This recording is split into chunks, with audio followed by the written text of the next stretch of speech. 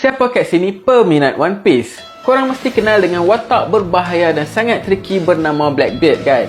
Tapi tahukah anda watak tersebut diambil daripada pirate bernama Edward Teach atau juga dikenali sebagai Blackbeard di dunia sebenar. Kapal Blackbeard yang diberi nama Queen Anne Revenge masih lagi terdampar di pantai di utara Carolina. Blackbeard ni dikatakan cuma jadi lanun selama 2 tahun je, tapi dia sangat terkenal dan digeruni. Antara pencapaian dia sebagai seorang pirate adalah dia pernah tawan satu bandar bernama Charleston dan dia jadikan satu bandar tu sebagai tebusan. Pada tahun 2008, satu pedang yang dikenali sebagai Quillen ataupun crossguard pernah dijumpai di dalam kapal Blackbeard tersebut.